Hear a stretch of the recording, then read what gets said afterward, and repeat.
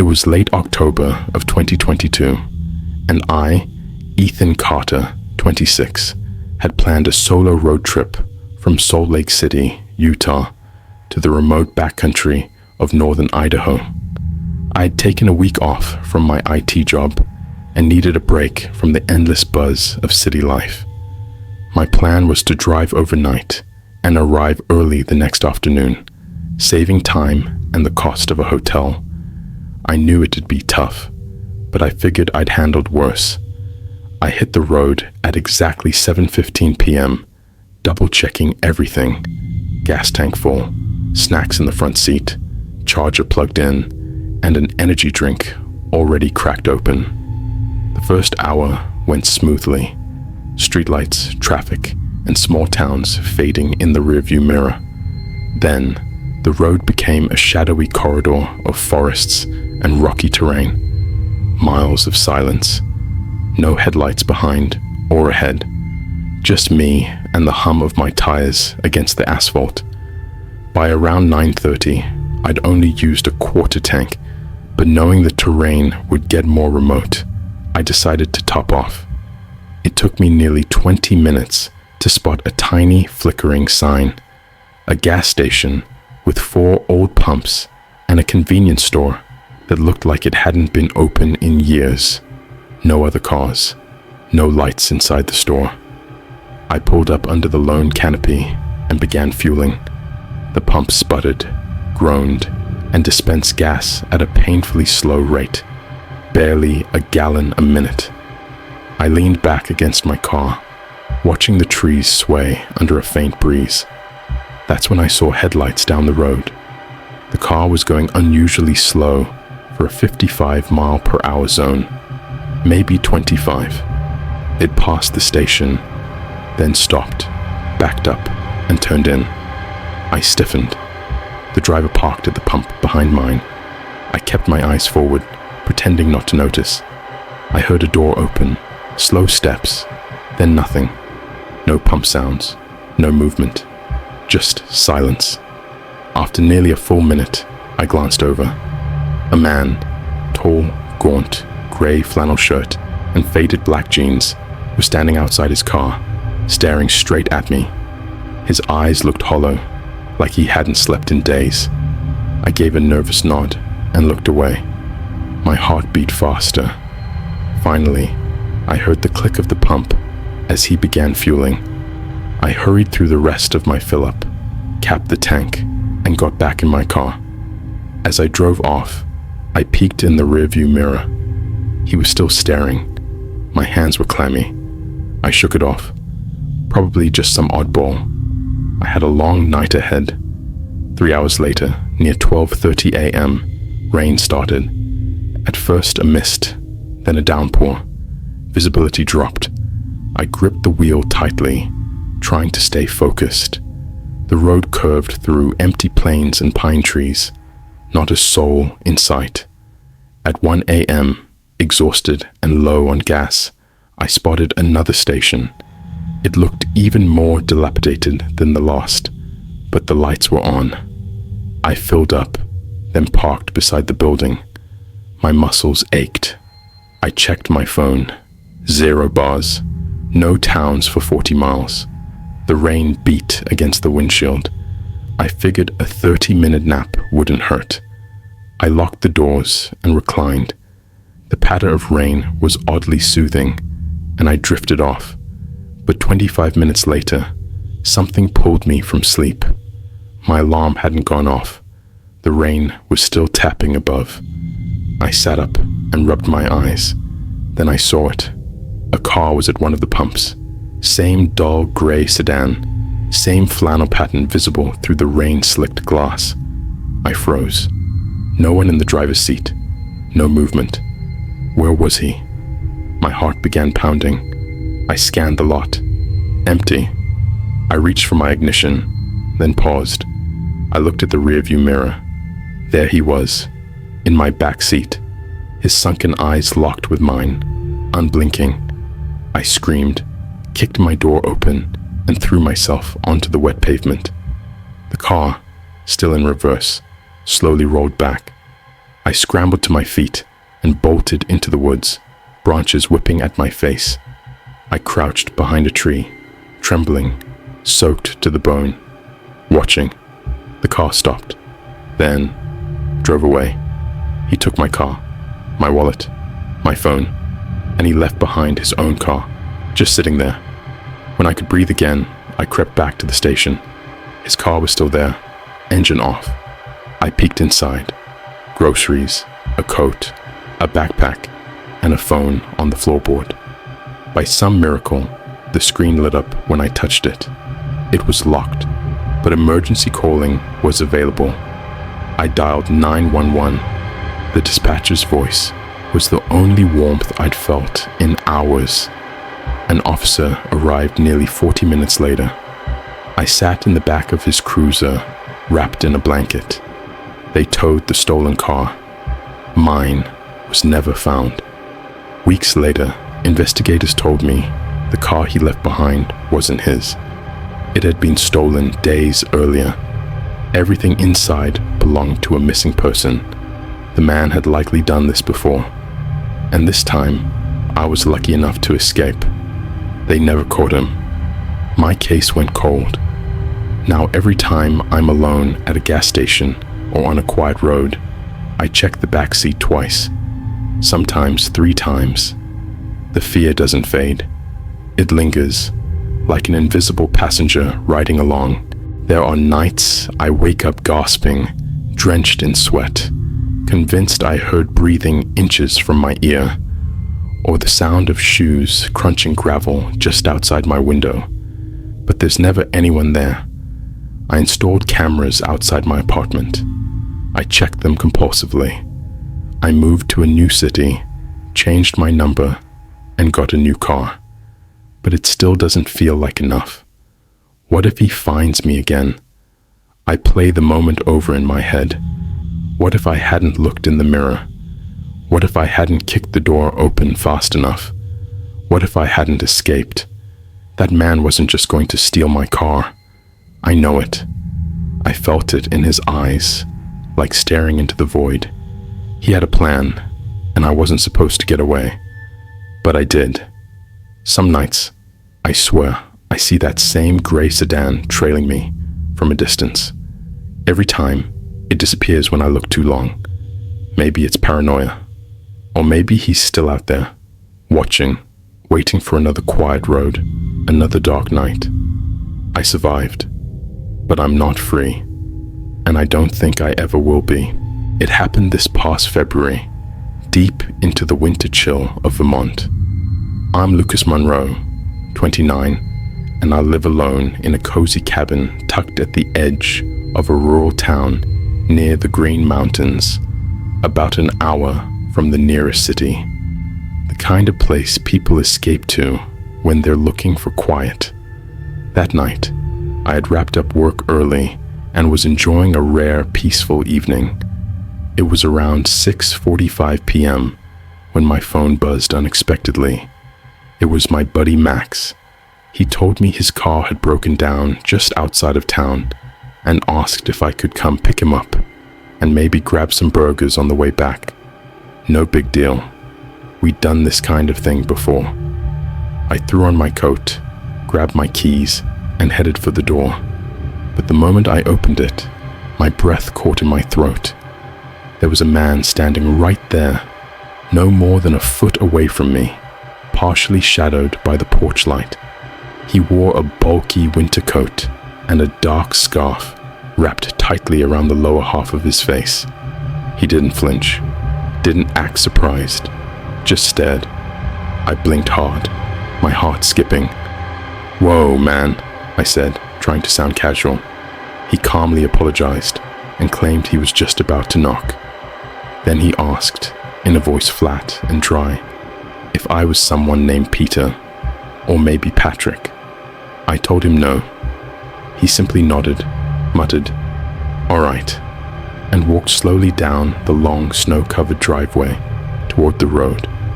I stood there for a second, just watching his back fade into the dark. Something about his presence unsettled me. He hadn't seemed drunk or confused. He'd been too still, too intentional. Still, I shook it off, locked the door behind me, and headed to get Max. By the time we got our food and I dropped him off, it was close to 9 p.m. Snow had started to fall again, light but steady. The woods along the road home were hushed under the fresh powder. I pulled into my drive and parked, headlights washing over the trees before I shut off the engine. Inside, the warmth of the cabin welcomed me. I peeled off my coat and boots, turned on the TV, and sank into the couch with my burger. An hour passed, then another.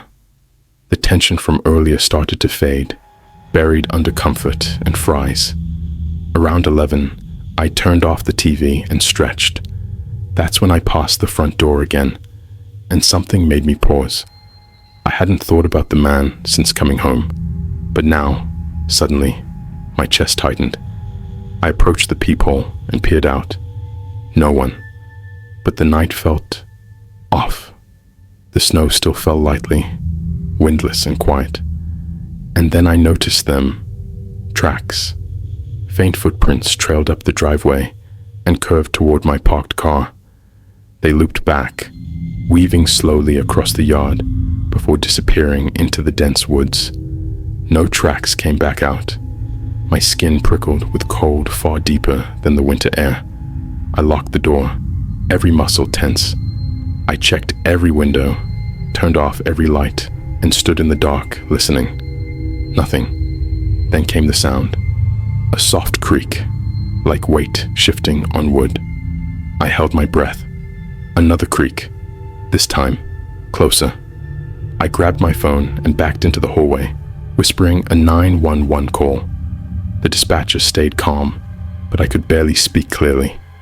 Every shadow seemed to move. Every sound had teeth. Then it came. Thud. A violent strike against the back door. My phone nearly slipped from my hand. I ran to the hall, heart pounding, breath shallow. Another loud thud followed, shaking the frame. Through the glass, blurred by frost and reflection, I saw a figure. He was back, swinging something heavy at the door, maybe a tire iron or a crowbar. The dispatcher urged me to find an exit. I grabbed my keys and bolted through the front door, slipping slightly in the snow. I expected to be tackled, shot, dragged back, but no one was there. I dove into my car, locked the doors, started the engine with shaking hands, and reversed down the driveway. As I pulled onto the main road, I glanced into my rearview mirror. He stood in my front yard, watching, still as stone, a silhouette with no face. When the police arrived 20 minutes later, the back door was cracked. Wet boot prints tracked through the living room, then stopped. Just stopped. No signs of forced entry anywhere else. No fingerprints. No trace beyond the prints and the broken door. I gave them a full description, but with no name, no camera footage, and no real evidence, there was little they could do. They said it was likely an opportunist, maybe someone high or mentally unstable, but it didn't feel random. It felt deliberate. I keep thinking, what if I hadn't looked through the peephole? What if I'd gone to bed just a few minutes earlier? He could have broken in silently, slipped upstairs. I might not have woken up at all. The next few nights, I didn't sleep. Every creak of the house sent adrenaline racing through me. I've since installed motion lights, cameras, reinforced doors, but none of it makes me feel safe, because he was never caught. And deep down, I fear he wasn't there by chance. He didn't just pick my house. He waited, watched, and maybe, just maybe, he's still out there, watching again. It was the fall of 2021. I was 20 years old, in my junior year of college, and working as a part-time babysitter to help pay for rent and groceries. It wasn't glamorous, but the hours were flexible, and the families I worked with were usually easygoing. One of my regular gigs was watching a quiet little boy named Milo. He was 3, and I came by once a week while his parents went out for the evening. They were polite, always calm, composed, and vaguely distant. They usually left around 8 p.m. and returned close to midnight. I never asked where they went. It didn't matter. That night, I pulled into their quiet suburban neighborhood, the leaves crunching beneath my tires. The air had that cold bite that hinted winter was near. When I stepped inside, Milo's mom told me he was already asleep in their bedroom, tucked in early. She thanked me, like always. Then they both left.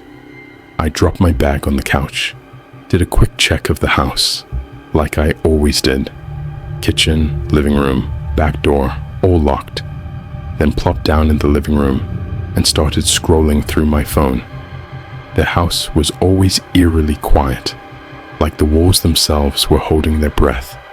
Still, nothing had ever gone wrong, so I didn't think much of it. About 45 minutes later, I got a call from Milo's mom. "Did you just call me?" she asked. I said no, confused. We got a call from an unknown number. There was just silence on the other end. I thought maybe your phone was acting up.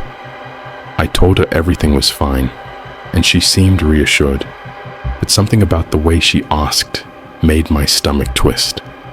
Why would someone call them and say nothing? Still, I shook it off. Probably a wrong number. I got up and peeked in on Milo. He was still curled up under his blanket, and returned to the couch. Roughly 20 minutes later, I noticed headlights sweep through the blinds. I figured it was a neighbor, but after a couple minutes, the light didn't move. Curious, I stood up and peeked through the window. A rusted, dark-colored sedan was parked across the street. It looked abandoned, windows blacked out, engine off, but something about it felt wrong. I squinted and then noticed him. A man. He was standing just beside the car, motionless, staring at the house. I froze. He wasn't close to the front door or even on the property, just beyond the driveway, standing in a way that made me think he didn't want to be seen, like he was studying the place. I waited, hoping he'd leave. After a minute, he turned, got in the car, and slowly pulled away. I watched the taillights fade between the trees lining the road, but then they stopped, about a block down, and turned off. He was still out there. I stood at the window for a while longer. Nothing, just darkness. Trying to calm myself, I returned to the couch. I even opened the blinds a bit more, as if keeping them open would make me feel safer. An hour passed, then maybe another. The quiet dragged on. The TV played softly in the background, but I couldn't focus. My eyes kept darting to the window. I felt like something was coming, and then it did. A faint thump. I paused, listened. Another thump, heavier. My body locked up. The sound came from the back of the house. I stepped into the hallway, moving slowly. As I turned the corner toward the kitchen, I caught it. Movement, just barely, through the glass door. A figure. He was there, on the back patio, pulling at the handle. Our eyes locked through the glass. He yanked harder, then harder. I bolted upstairs to Milo, adrenaline surging. I scooped him into my arms as he stirred awake, groggy and confused. The sound of metal scraping below sent my heart racing. He was trying to pry the door open. I held Milo tight, whispered to him to stay quiet, and started down the stairs. That's when I heard the sound I'll never forget. Snap, crack, slam. The back door shattered inward. I sprinted toward the front, Milo crying in my arms. As I rounded the corner, I caught a glimpse of him. Jeans, dark hoodie, short-cropped hair, and a glint of silver in his hand. A knife. He saw me, and he ran. I screamed, fumbled with the lock, flung the front door open, and fled. I didn't stop to look back. I just ran. I reached my car, nearly dropped the keys, shoved Milo into the passenger seat, and drove like my life depended on it. Because it did. I stopped at a gas station several miles away, trembling, and called 911. The police met me there, followed me back to the house, but by the time we returned, he was gone. The door was in splinters, muddy prints tracked across the floor. Nothing had been stolen, nothing else disturbed. It was like he came for one thing and failed. I told the cops everything, but without a name or footage, there wasn't much they could do. I gave a description which seemed to strike a nerve with one of the officers. He pulled me aside and quietly asked if the parents had ever mentioned any custody issues. I said no, but the question lingered. After the incident, I never heard from Milo's parents again. They thanked me that night, but then went completely silent. No follow-up, no offer to hire me again. I sent a message once, just to check in. No reply. I dug into public records out of sheer unease. Turns out, Milo's mom had once been married to a man named Ellis Bradford. No photos, no social media, just a name and an arrest from 5 years prior for stalking. I'll never know if it was him or what he truly wanted. But I do know this. He wasn't a burglar. He wasn't looking for money. He came in silence, and he came with a weapon. And if I'd waited even a few seconds longer, I might not be here to write this. I still dream of the sound of the glass shattering, and I still see him, his eyes, every time I close mine.